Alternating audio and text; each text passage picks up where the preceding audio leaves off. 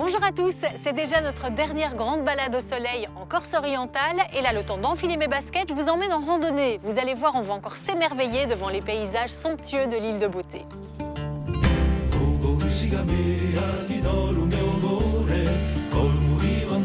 Et c'est depuis le camping Homer Village à Solenzara, au parc résidentiel de loisirs Soledissari, que commence pour moi cette magnifique journée. Ce splendide lieu de villégiature est installé dans le cadre préservé de la Côte des Nacres, un village haut de gamme et le point de départ idéal pour admirer les merveilles de l'île. Je vous invite à les découvrir à présent avec Stéphane, mon sympathique guide de montagne. Waouh! Oh là là Stéphane, qu'est-ce que je suis contente de pouvoir voir ça! C'est extraordinaire ces paysages. Magnifique, hein? Et en plus des paysages comme ça, il y en a plein en Corse. Tout à fait. C'est toute la diversité de notre Corse, hein, avec ces paysages à la fois de montagne, de cours d'eau.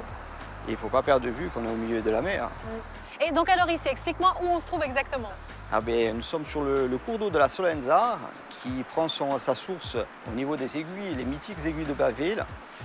Au lendemain d'un orage, l'eau n'est pas aussi turquoise et accueillante, mais il faut savoir qu'ici, les sports d'eau vive sont pratiqués, que ce soit le canyoning ou notamment la baignade en famille. Hein. La Corse orientale, c'est un endroit un peu stratégique, non, pour rayonner, faire de belles balades? Effectivement. C'est une zone de la Corse qui a été longtemps méconnue et qui commence justement à montrer ses atouts. Savoir au niveau géographique, on est idéalement situé pour descendre dans l'extrême sud, voir le nord de la Corse. Et sans oublier l'intérieur qui est tout proche de son littoral, hein, puisqu'on a des sommets qui culminent à 2352 mètres, le Monte Renoz, qui est carrément le toit de la Corse orientale, avec ses lacs d'altitude, avec une vue époustouflante sur les mers tyrrhéniennes et méditerranéennes côté ouest. Et des randonnées comme ça, il y en a plein à faire en Corse. Tout à fait. Voilà. On imagine la Corse, on l'associe essentiellement au GR, le GR20. Mais ça, c'est pour les pros. Effectivement, il faut être très préparé hein, et partir en itinérance. Alors qu'à côté de ça, une sortie à la journée, accessible au plus grand nombre, pour découvrir des paysages hors normes, est possible. Donc toi, tu proposes des randonnées un peu accessibles à tout le monde, qu'on peut faire en famille par exemple? Tout à fait, tout public. On adapte la randonnée au type de public que l'on a. Et la marche reste anecdotique pour certaines randonnées. Pour d'autres, ça suppose un petit effort, mais au final, on aura toujours cette contemplation et ce paysage aussi exceptionnel. Et toi qui connais parfaitement la région, alors qu'est-ce qu'il ne faut absolument pas rater? Les aiguilles de Baville, on en parlait, c'est un lieu incontournable de la Corse entière. Et on est à un délai d'1 heure de route donc, de notre lieu. Il faut savoir que le massif du Renoz propose des lacs d'altitude hein, qui sont très beaux, avec une vue sur la mer, donc c'est assez surprenant. Et on a un site incontournable qui s'appelle le site des Potes.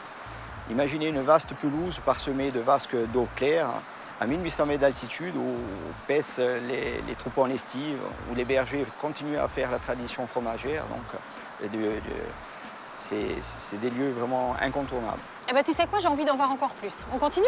C'est parti!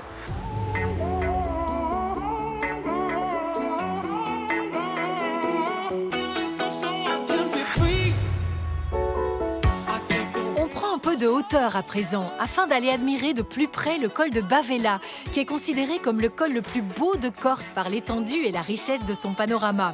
Situé en plein cœur du parc régional naturel de Corse, ce lieu protégé permet d'admirer une faune et une flore remarquables.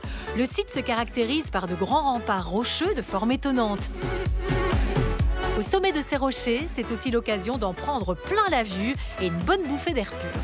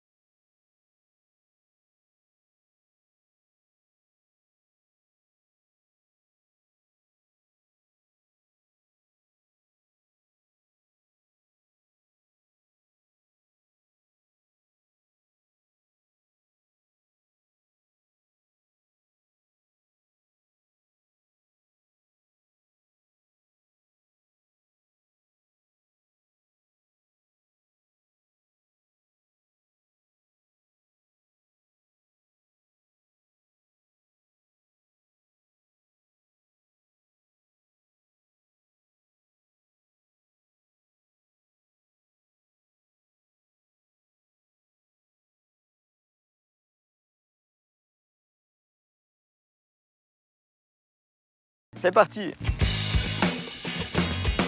Ghisonaccia est un jardin rêvé pour faire du vélo au cœur de la forêt de Pigna, une pinède de 400 hectares bordant la plage de sable fin.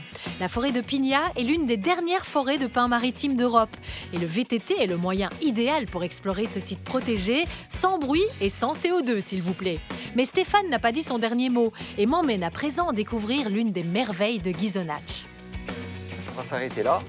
Oh là là là là là, je dis tout le temps oh là là là là, mais Nous y c'est sommes. incroyable. Oh, alors là, on termine en beauté. C'est quoi cet endroit? On est sur l'étang d'Urbino, qui est sur la commune de Ghisonaccia. C'est 790 hectares ici de plans d'eau.